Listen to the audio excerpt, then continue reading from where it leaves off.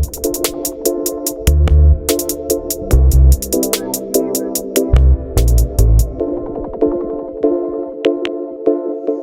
right, welcome to Fantasy Football, the football segment of our Fantasy Fanatics podcast. I'll be your host once again, James, and I'm joined once again by Nate, Mete, and Terry. What's up, guys? What's up? Yo, So, All right, in today's episode, we're just going to jump right into talking about the Julio Jones trade to the Tennessee Titans. We'll break that down, give our reactions to that. And then to finish off the episode, we'll dive into our top 12 defensive team rankings for fantasy football for the 2021 season. So I guess let's just hop right into it. We'll start with talking about Julio Jones. The Atlanta Falcons traded Julio Jones on Sunday to the Tennessee Titans. And the total deal pretty much included a sixth-round pick and Julio Jones to the Tennessee Titans for a second-round pick and a fourth-round pick. The second is in 2022. The fourth is in 2023. And the sixth is also in 2023. So, just looking at Julio's contract, $15.3 million for 2021, and then whatever is left in the 2 years of his contract. So all of that is going to Tennessee. So Terry, I'm going to start with you. I know we talked about the Patriots and the Titans as the two destinations he wanted to go to. Ultimately, he gets traded to the Tennessee Titans. Just what are your thoughts on the deal? It's a great deal for the Tennessee Titans. You just get another playmaker, so Ryan Tannehill can get more options in his offense. I mean, you have Derrick Henry, A.J. Brown, and Julio Jones. That should be a recipe to win the South for the AFC. Having said that, we don't know just yet if they're unfortunately going to be a wild card team if this whole chemistry thing doesn't work out. But with that talent, you should be able to win the South decisively. Yeah, I mean, they clearly have the best offense in the AFC South, no question about it. The only question is whether their defense can sort of perform at the level required. But I mean, Mike Vrabel is a defensive-oriented coach, so I mean, I wouldn't, put them out of the question in terms of being a good defensive team. Mete, let me just jump to you on this trade. I know that we once again, we talked about I believe last episode or the episode before about potential landing spots for Julio, and he ends up going to the Titans, which is one of the spots we talked about.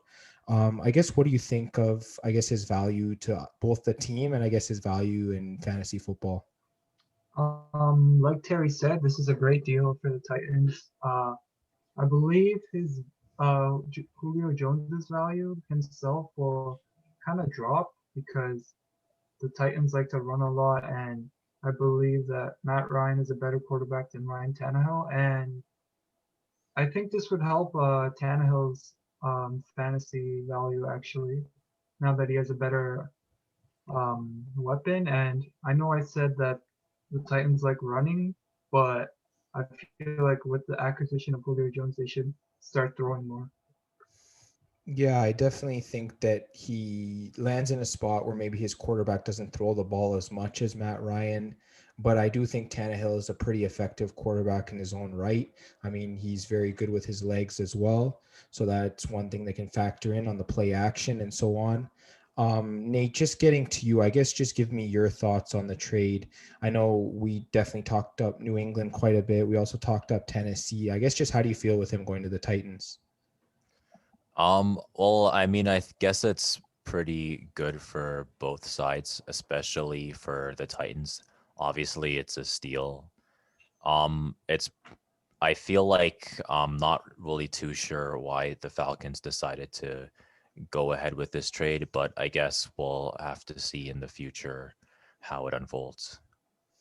Yeah, I mean, I feel like the Tennessee was just missing that like premier wideout on the outside to complement AJ Brown. I feel like they lost that when they didn't re-sign Corey Davis in the offseason. I feel like that even though Josh Reynolds is decent, he's not the answer. I definitely think that this was the right move for them.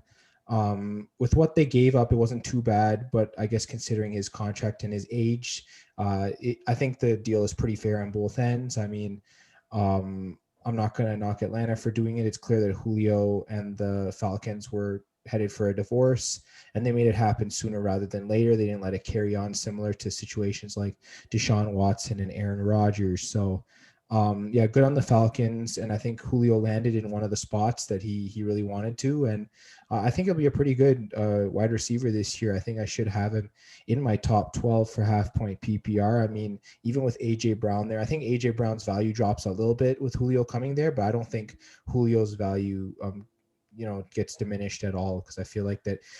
I mean, he's one of the best wide out playmakers in the league.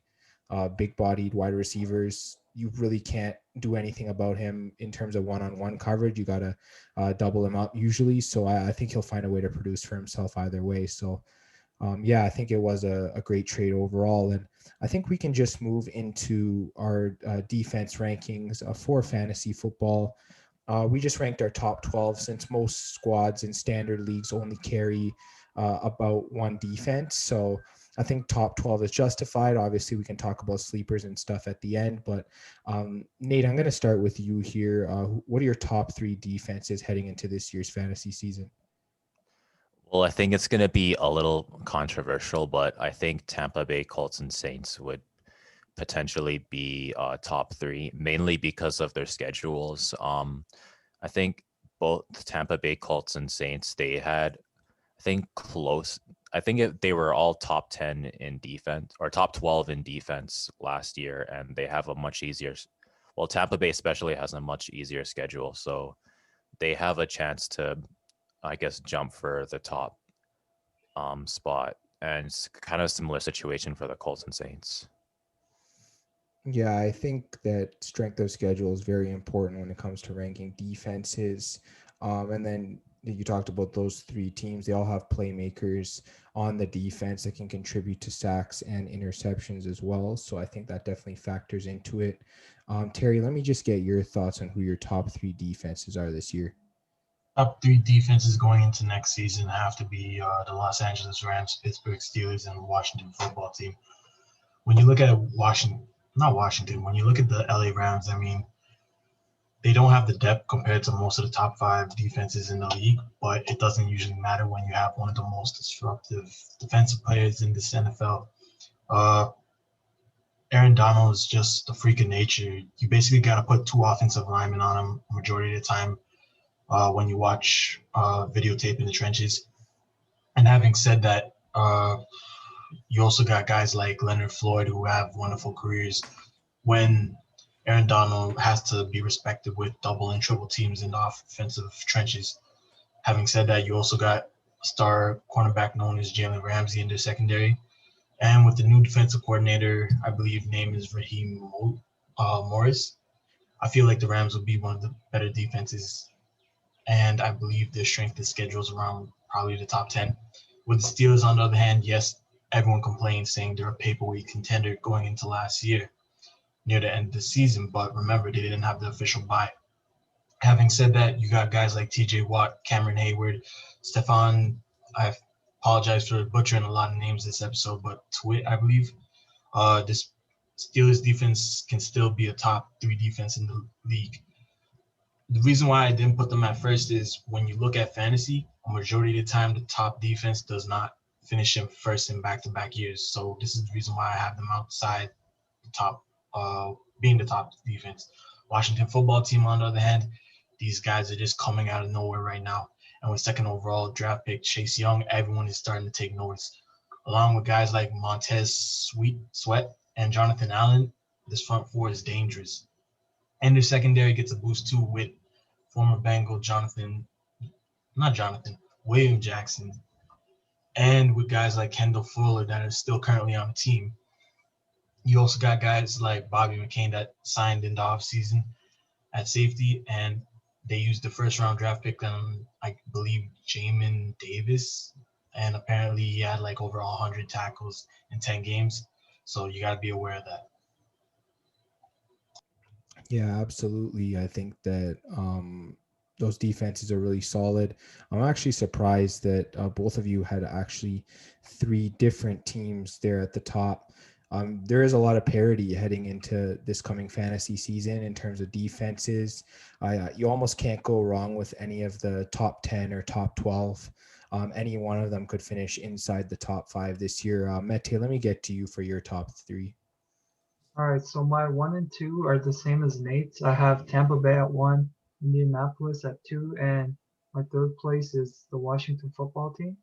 Uh, Tampa Bay, like Nate was saying, they have the second easiest schedule, so that's working in their favor.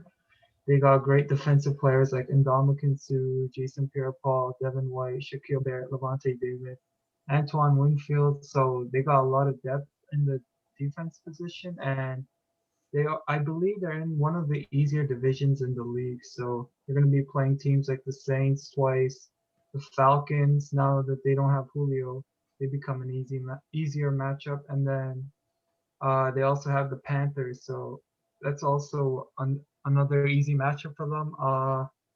I know their special teams was ranked 23rd last year for Rick Gosselin, who works for Sports Illustrated, but I feel like their defense is just too good to not have a number one. My second team is the Indianapolis Colts. They got the fourth easiest schedule, so the schedule is also working in their favor. They got guys like DeForest Buckner, Darius Leonard, Xavier Rhodes, great defensive players. They're also in one of the easier divisions, I believe, with the Texans, Jaguars. Those are like 2 easy wins I feel like they should get, or 4 easy wins since they played them twice. And then they also have the Titans, which is a harder matchup. They got a great special teams unit as well. They were ranked number 4. All of my special teams rankings are going to be based off Rick Gosselin from Sports Illustrated. So he had them ranked number 4, and they have Naeem Hines returning their punts. So if you're looking to draft him, this is like another extra reason to draft him, I guess. And then my third team is the Washington football team. Like Terry was saying, they came out of nowhere last year. He also said that they have a great front four, which I also believe in. They have the 11th easiest schedule, so kind of like middle of the pack.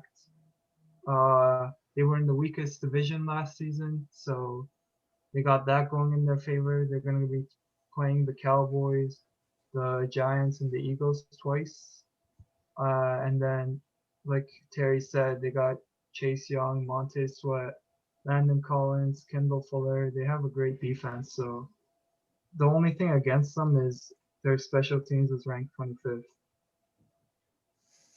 Yeah, for sure. I think special teams is definitely something that we should be looking at, as it definitely contributes to fantasy points on the defense, whether it's blocked kicks, whatever it might be, any type of turnovers on special teams. That's all contributed to team defenses in fantasy. So definitely something to take a look at.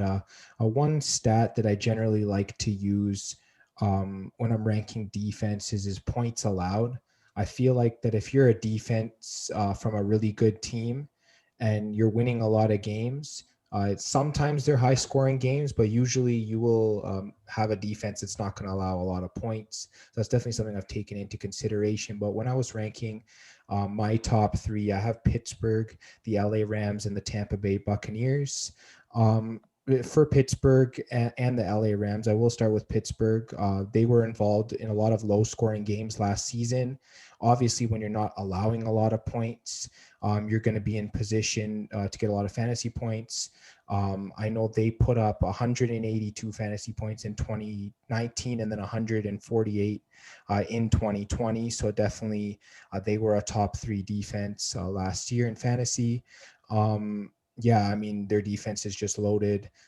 Guys like Cameron Hayward, Stephon Tuitt, TJ Watt, Devin Bush, Joe Hayden, Minka Fitzpatrick. And I mean, you can just go down the list. They have a really solid defense.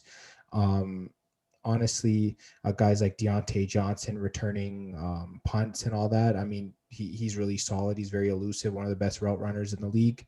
Yeah, this defense and special teams looks really solid. They were leading heading into the last week of the season, but then the LA Rams did pass them in fantasy points, and that's why I have the LA Rams at number 2. They were also one of the teams involved in a lot of low-scoring games last season. Like I mentioned, low-scoring games contributes to good defensive totals in fantasy, so definitely something to look at. Just listing off some of the names on their defense.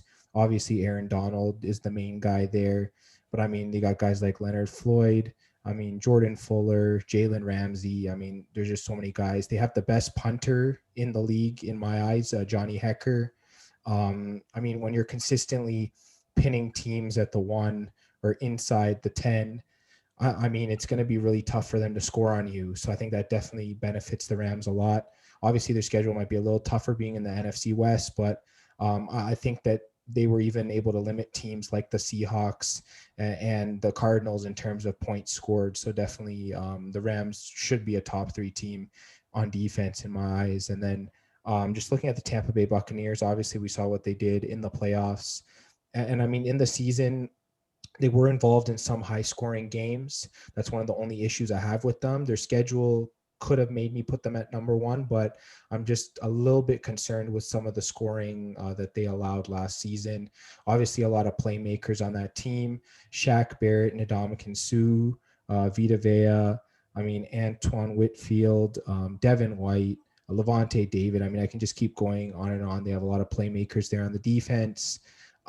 They consistently cover some of the top wideouts in football.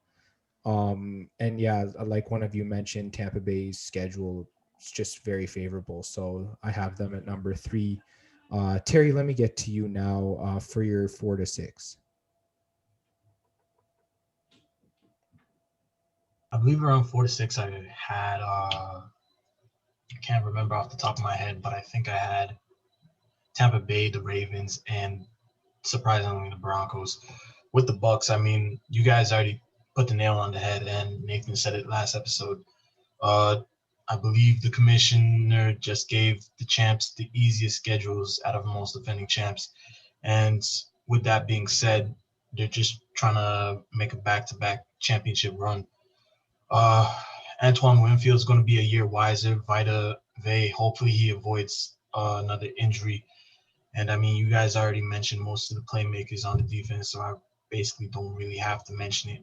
And keep in mind, they have, I believe, the 29th toughest schedule in the league, so that's probably basically a bottom 3 record that they're going to have to go against. With the Ravens, I mean, Matt Judon and I believe Yannick, what's his name? Yannick Ngakoue. Yeah, thank you. Left this past offseason. So having said that, they're going to have to rely on the blitz a lot more to help out the secondary. I mean, for the past couple of years, most people were saying it's the scheme that's helped out the Ravens in the past. But now they're about to find out.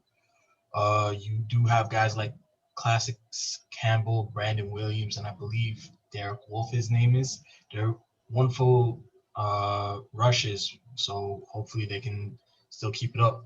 With the Broncos, on the other hand, I mean, Von Miller's still there. And with him and Bradley Chubb, I feel like they're one of the better pass rushing combos in the league. Broncos have a lot of talent in the front 7 with guys like Shelby Harris as well. And the secondary players like Patrick Sutton II that got drafted and Kyler Fuller, those are just 2 of the cornerbacks on this team. And I feel like there's 2 other guys that can play starting positions as well. Yeah, for sure. You said that was it Ravens were 5 and Broncos were 6? Yeah. Yeah, Yes. so definitely 2 strong defenses there. Obviously at Tampa Bay at number 4. Mete, let me just get to you now. I guess who are your next 3 defenses? All right, so 4th, I have the Miami Dolphins. They got the 7th easiest schedule, and I'm really high on them this year. I believe they have one of the best secondaries in the league, guys like Byron Jones.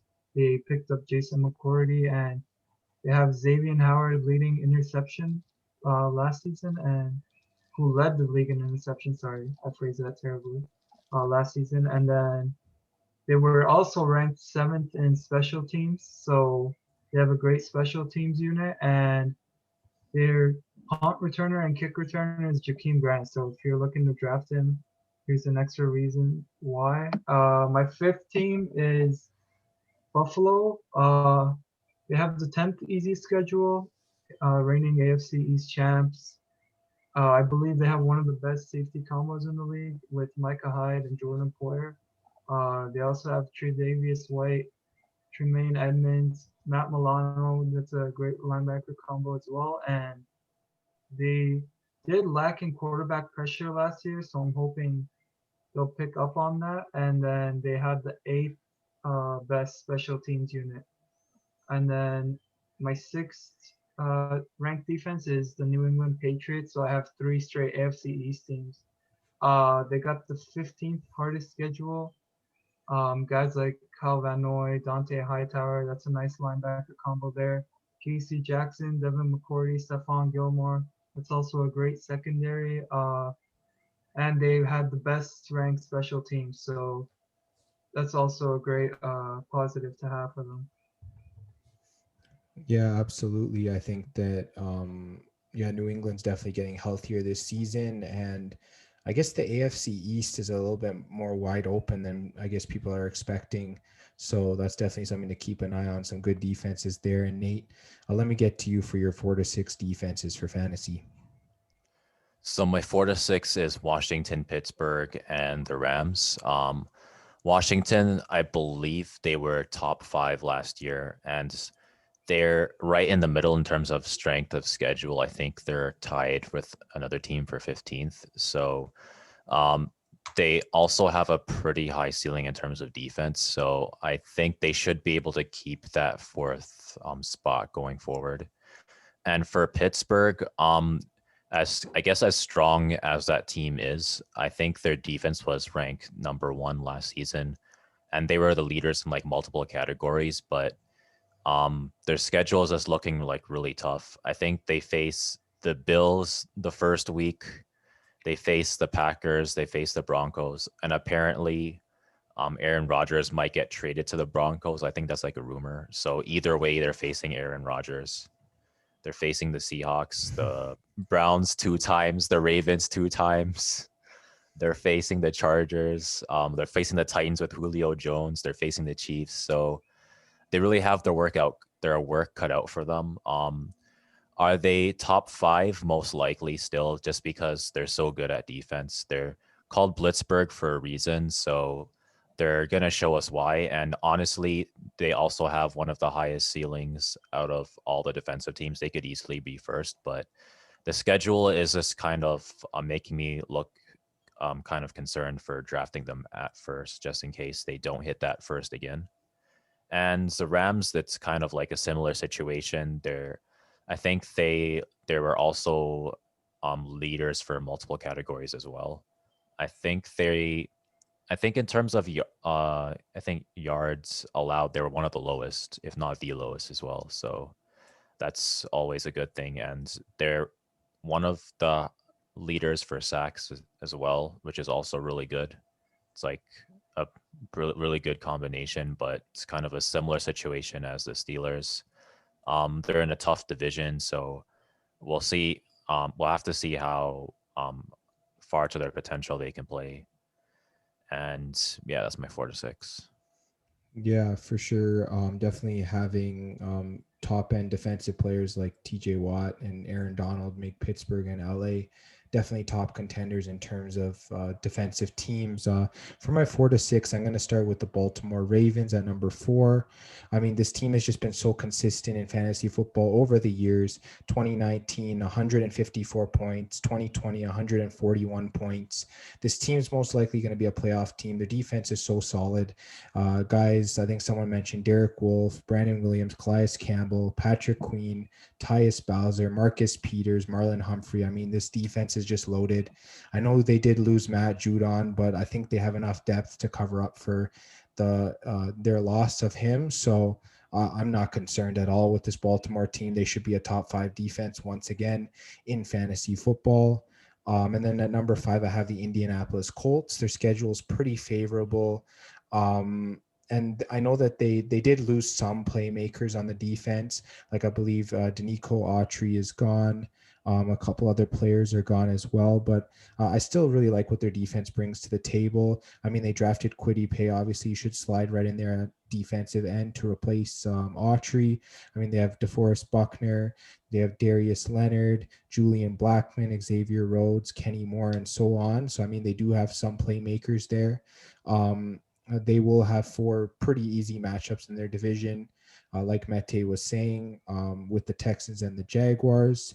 Outside of that, they're definitely going to need to sort of have a breakout if I'm going to, I guess, move them any higher, because right now I feel comfortable with the four teams I have ahead of them. And then at number 6, I also have New England. I believe Mete, you also had them at number 6. I just feel like this team is going to be healthier this year.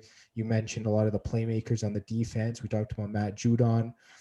We talked about guys like Kyle Van Noy coming back, Dante Hightower, J.C. Jackson, Devin McCourty, and Stephon Gilmore, among others. This defense is loaded up front, down the middle, and in the secondary. They allowed some of the fewest points. They also had 232 fantasy points in 2019. That's insane. They put up an insane amount of points per game that year. Last year, they dropped to 108, even with all the injuries, still putting up over 100 fantasy points. Is nothing to sleep on. And I think that you said their special teams was ranked number 1 by Sports Illustrated. I mean, Gunnar Olszewski is one of the best returners in the league. Jake Bailey, top 5 punter in the league. Nick Folk is a pretty consistent kicker as well. I mean, I guess you can be very confident with the Patriots heading into your fantasy season. And Terry, let me get to your 7 to 9. About 7 and 9, I had the 49ers, the Bills, and the Colts. With the Niners, I mean, this team's front 7 is a scary sight. Having said that, the team's negative spot is its depth, I believe. And with that being said, the team's pass rush with guys like Nick Bosa, D Fords, and I believe his name is Arnick Armstead. When you have guys like those in your pass rush rotation on the edges as well, it's going to be a scary sight. And then some people argue that Fred Warner is one of the better linebackers in the league. And you also got Javon Kinlaw at defensive tackle.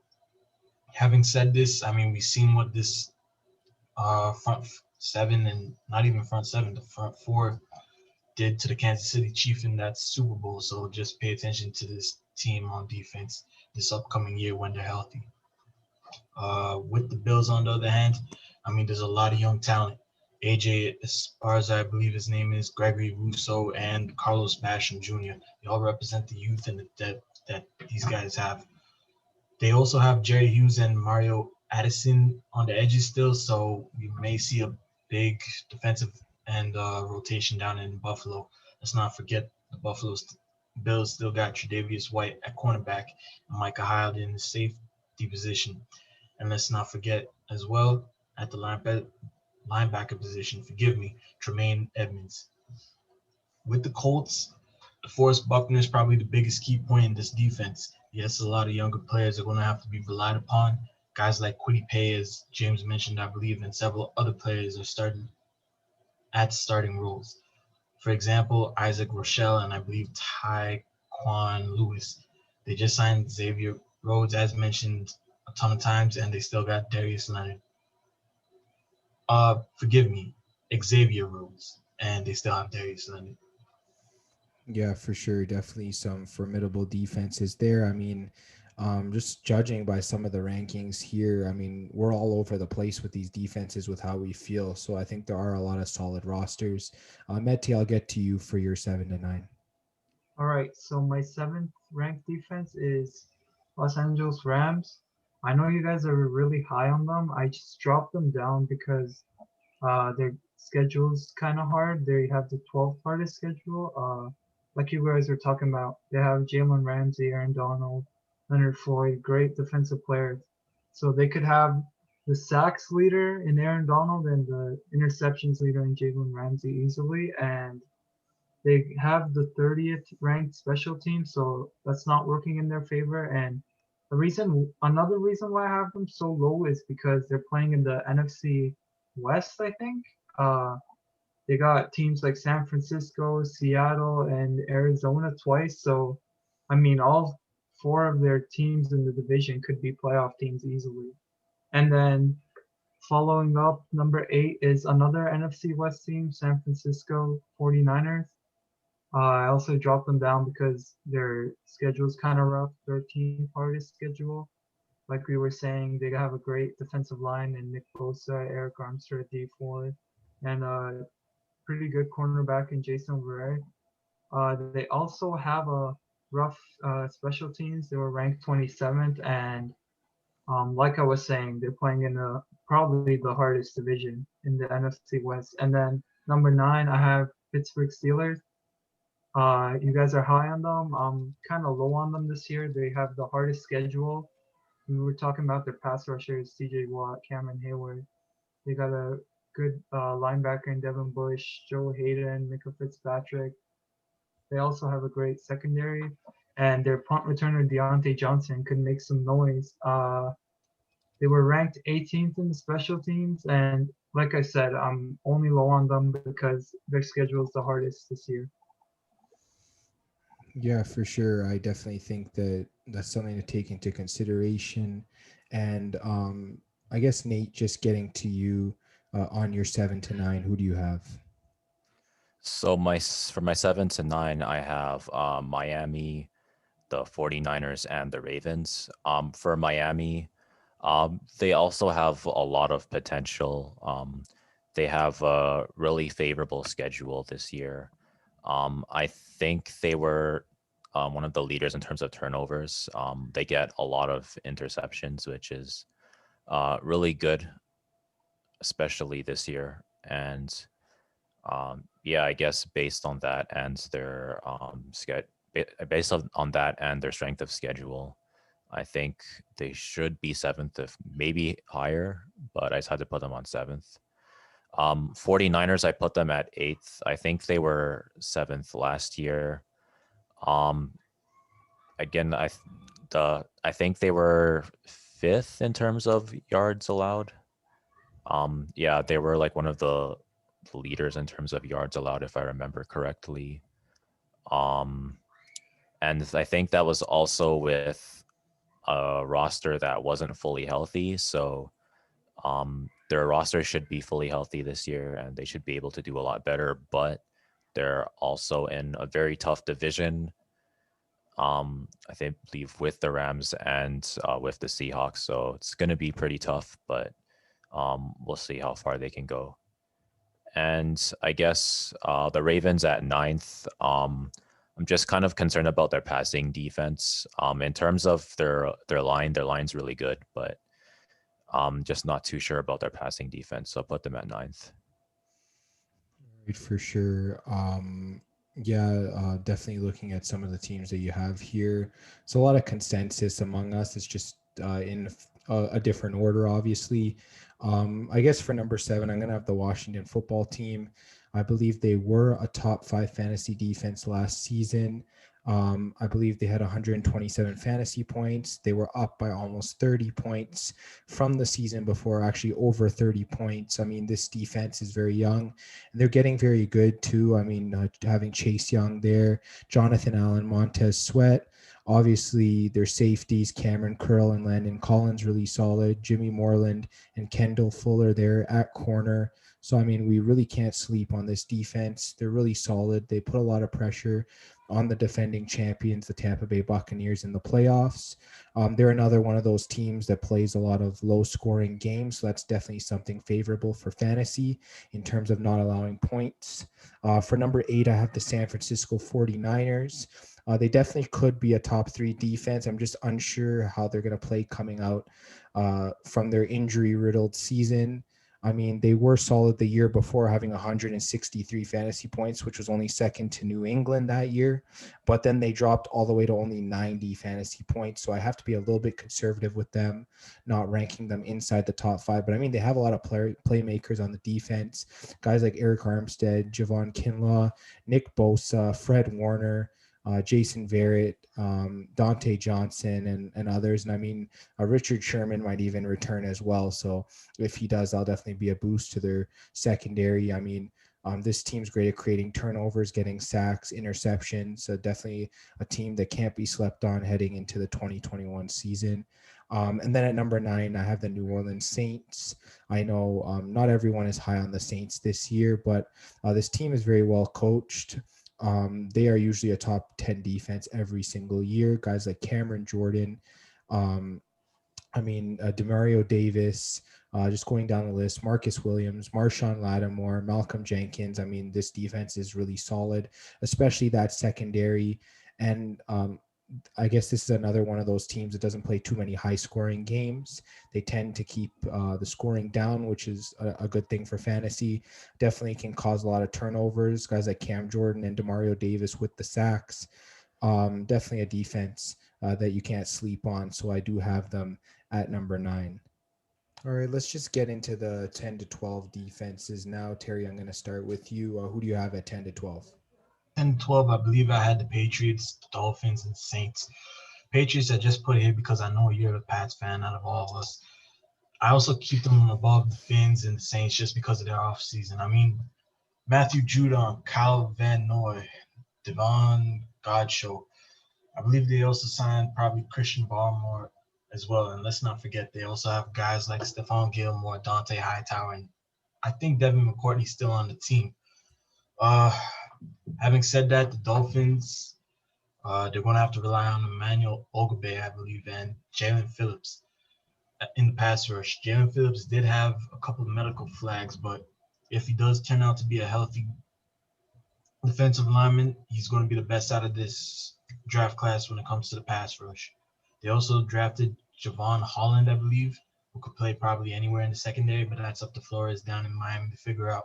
With the Saints, I mean, I feel like they're just not going to give up just due to the fact that they do have Jameis Winston, and he's been a part of the culture for the past couple of years. So I feel like they're going to help him out a little bit. I mean, there are guys on this defense that can help out this team.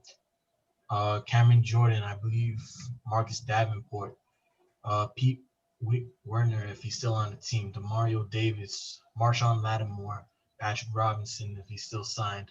Then you got the safeties as well. Malcolm Jenkins, if he's still on the team, and Marcus Williams. And that's just me from not 9 to 12, but 10 to 12. Yeah. Yeah, I definitely agree with you on all those points. And Mete, just getting to you, who do you have at 10 to 12? All right, my 10th ranked defense / special teams is the Baltimore Ravens. I'm kind of low on them this year because they have the second hardest schedule behind Pittsburgh. Like you guys were talking, they got great defensive players in Calais Campbell, Marlon Humphrey, Marcus Peters, nice cornerback duo there, and Patrick Queen, who I feel like will take a leap this year. They were 6th in special team rankings last year, and another reason why I'm low on them is because they're playing in the AFC North, which I believe is one of the hardest divisions behind the NFC West. They got teams like Pittsburgh, Cleveland, Baltimore twice, and even the Bengals. I feel like they're going to be better than what people expect of them. My 11th ranked defense, another AFC team, Cleveland Browns. I just feel like they'll have a nice year on defense this year. They've got the 9th hardest schedule. Guys like Myles Garrett, Jadeveon Clowney, who I know had a rough year last year, but now that he's playing on the opposite side of Myles Garrett, I feel like he'll see less double teams, which will allow him to get more pressure. And then they got Denzel Ward, a great cornerback. They were ranked 28th in special teams, which is kind of rough, but I feel like they'll be top 12. And then my last team I have is the Chicago Bears. They've got the 3rd hardest schedule, so that's why I was kind of low on them. They also would have one of the easier divisions in the league if Rodgers leaves the Packers. They'd play the Vikings twice, Packers, like I said, and then they'd have the Lions, which should be 2 wins. And then they got playmakers in Robert Quinn, Khalil Mack, probably the best linebacker in the league, Desmond Trufant, solid cornerback, and they were 9th in special teams last season, so they have a solid special teams unit. Yeah, for sure. Definitely some solid defenses there. Nate, let me get to you for your 10 to 12. Who do you have? So for 10 to 12, I have the Patriots, Chicago, and the Browns. For the Patriots, I think they have a decent combination of pretty favorable schedule. It's not like the most favored schedule, but it's pretty favorable overall. I think in terms of defense, just in general, last year they did really well. I think they were top 10 in terms of yards allowed. They got a lot of interceptions. They had 18. They had, I think, 24 sacks. So they had a pretty decent year last year, and I think their schedule is going to be better this year than last year. So most likely they should be able to finish in the top 10. And Chicago, they're a pretty strong defense overall as well. So I decided to put them at 11th. The only thing that I think is holding them back is their schedule. They have a really unfavorable schedule this year, so it's going to be really hard for them to be higher than 11th. And for the Browns, I put them at 12th. The Browns were outside of the top 12 last year. Main reason being they got burned on the pass all the time, pretty much. Their D-line was really good. They had Myles Garrett. They have Clowney this year, so their line shouldn't really be the question. The question is going to be, did they draft enough in order to not get burned on multiple plays? And I think they did. They drafted JOK, which was probably the steal of the draft, in my opinion. They ended up drafting Greg Newsome. He's going to be their right cornerback, and I think cornerback was one of their weaker positions. And they still have a lot of really good players from last year as well. For example, like Taki. So I think they're going to be really good this year, possibly 12th. Yeah, for sure. Definitely Cleveland, not a team that we can sleep on. But yeah, I'll just give you my number 10, and that's the Kansas City Chiefs. I think a lot of people are sleeping on this team, and I don't think that people should be sleeping on them. They allowed some of the fewest amount of points last year. Obviously, when you don't allow points in fantasy, that's how you gain points. So definitely that's one benefit. Definitely just looking at some of the playmakers on this defense, Chris Jones, Frank Clark, Tyrann Mathieu, Daniel Sorensen, L'Jarius Sneed. I mean, they do have guys on this defense, especially Tyrann Mathieu. I believe he led most of the playoffs in interceptions. I don't know whether he finished as the interception leader, but he was really solid. Guys like Frank Clark, Chris Jones can get a lot of pressure in on the quarterbacks, and definitely gain a lot of sacks there. Also, in terms of special teams, when you got McCole Hardman and Tyreek Hill returning the ball for you, that's pretty much a recipe for success right there. Definitely not a team you can sleep on, I guess, in terms of touchdowns and so on for special teams.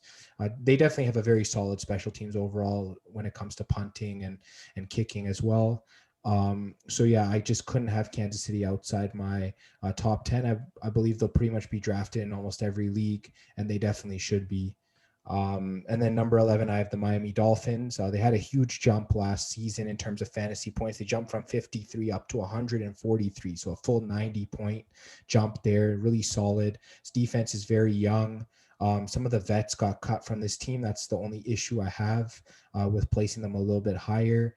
Guys like Kyle Van Noy and others were cut this summer to make room for younger players. Sometimes it works out, sometimes it doesn't. So I'm just going to dial back my expectations on them a little bit. But if you're looking at their secondary, guys like Xavier Howard, Byron Jones, and Eric Rowe, that's some of the best secondary that you see in football.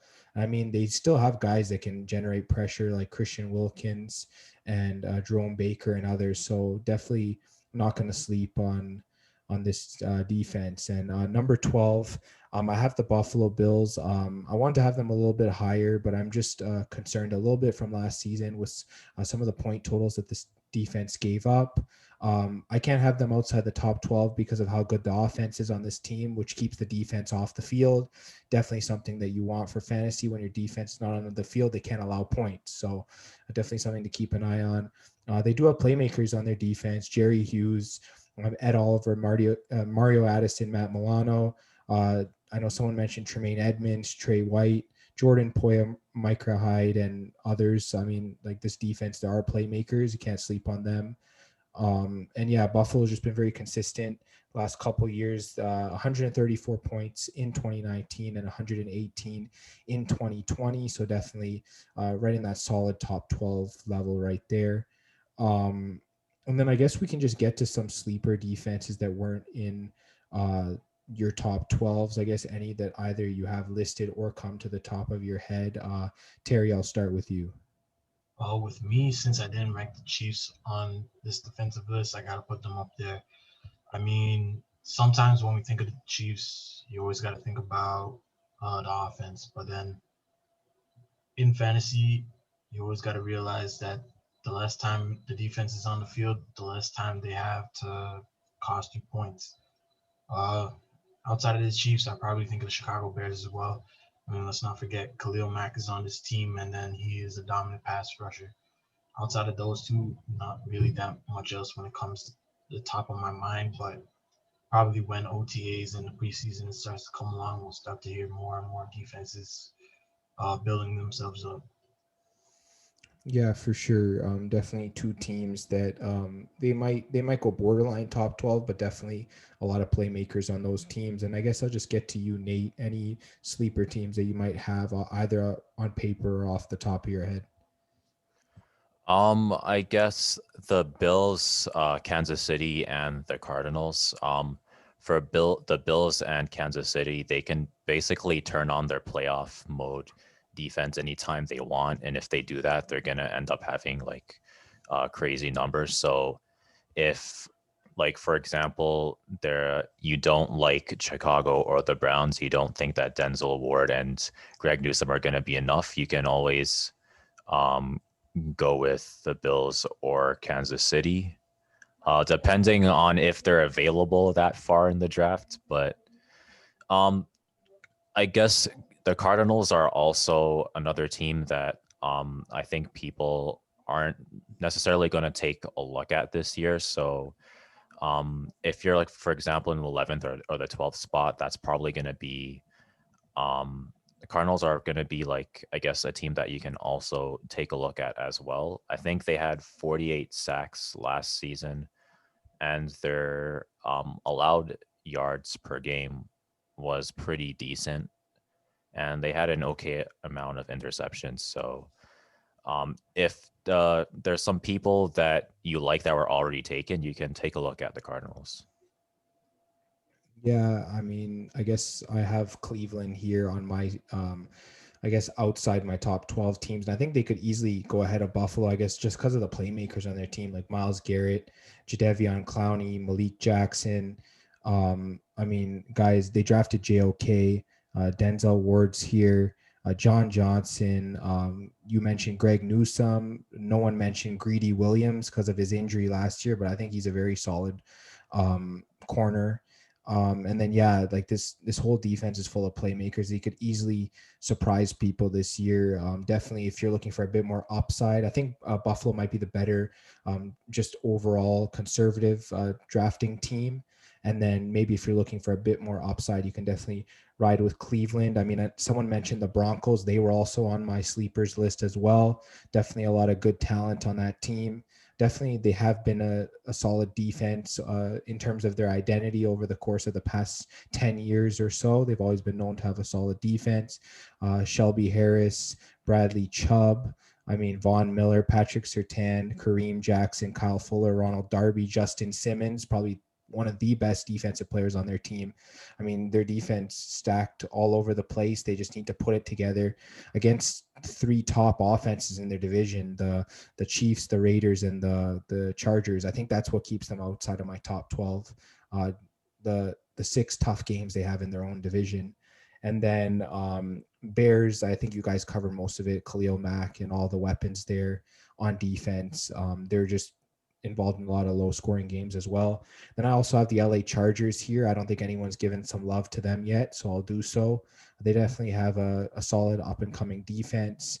I mean, some solid guys there. Joey Bosa, obviously. You definitely have a good secondary. Derwin James, Chris Harris, They drafted Asante Samuel. I mean, this team's going to be really solid. Definitely, if the offense takes a step forward, I can definitely see the defense doing so as well. And Mete, let me just get to you on, I guess, some sleeper teams that you might have, whether it's on paper or off the top of your head. I honestly didn't put any sleepers, but the two that I like from your guys' list was the Broncos. I feel like with a full year of Von Miller, they can return to being a great defense. And then I also like the Saints. I was really close to like putting them in my list, but I just couldn't knock any of these teams out of the top 12. And then one team that's kind of like a risky one for me. I feel like the New York Giants, their defense is actually kind of solid. Just off the top of my head, they got guys like James Bradbury. I feel like he's one of the best corners in the league. I think Leonard Williams, their defensive tackle, I like his game. And then their safety, I think it's Julius Peppers. Jabril Peppers, yeah. Jabril Peppers, yeah, thank you. Yeah, I think he's a solid safety as well. It's kind of like a risky pick, but I feel like they could have a solid year, especially with them playing in the NFC East. Yeah, I mean, they definitely have a solid defense. I know you mentioned Leonard Williams. I mean, they have Dexter Lawrence up front as well. They drafted Azeez Ojulari in the second round. He's going to be a solid linebacker. You mentioned James Bradbury, Jabril Peppers, Logan Ryan, Adoree Jackson. I mean, there's a lot of good names here on this defense. I think they definitely can take a step forward. I think we've listed about 20 or so defenses. I think that when it comes to fantasy, there's about 20 defenses that are pretty much borderline playable. And then I think the other 12 there at the bottom are just like you can't really play any of those defenses. I guess teams like the Atlanta Falcons, the Vegas Raiders, the New York Jets, Jacksonville Jaguars, Houston Texans, those are like the bottom feeder type teams. But I think that you can definitely, I guess if you see value in a team, you can definitely pick them up or whatever. And I guess as the season goes on, there's a lot of defenses available on the waiver. I believe Miami was picked up on waivers a lot last year. I believe a few other defenses. Cleveland was definitely one of them. And then, I guess as the year goes on, you start dropping teams. I think the Eagles were dropped a lot last year. And then the Colts were also picked up a lot. That's one thing that I noticed as well. I believe I won a league with the Colts. So definitely, yeah, there's always going to be good defenses on the waiver. Probably don't invest too much stock into drafting a defense unless you go with a top 5 defense. If you don't get one, probably just wait a little bit. And then, definitely take a look at some of the sleeper defenses heading into next season. And I think that's pretty much the end of Fanatics football. We definitely dived into the Julio Jones trade as well as our top defense special teams for fantasy football. So that's going to be the end of this episode. Don't forget to follow us on Instagram and Twitter at FanFanPodcast. Don't forget to check out the podcast on YouTube, Spotify, Apple Podcasts, Google Podcasts. Like, subscribe, share, leave us a review, click the bell for notifications, all that good stuff. And thanks again, guys, and we'll talk to you guys on the next episode.